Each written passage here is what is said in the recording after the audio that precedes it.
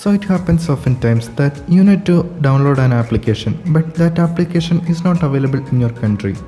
The first step many people do is that they install a simple VPN and try to install, but you are only 50% done.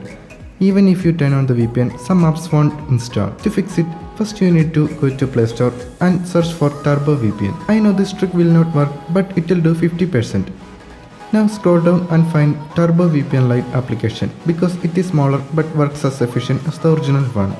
Install it and wait until it is installed. After it is installed, open the application and click the globe icon on the top right corner. And I am selecting Germany. You can select any other country and click on connect.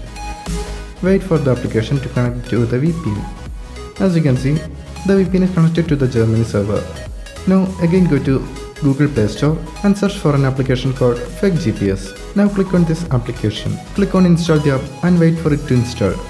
After it is installed, open the app and enable location permissions. After the location is enabled, come back to the app and select the location in which you set the VPN to.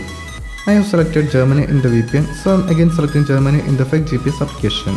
Okay, we are 66.66% done. Now close the Play Store application, open phone settings, scroll down to applications. It may differ with custom skins. Click on application manager and click on Google Play Store.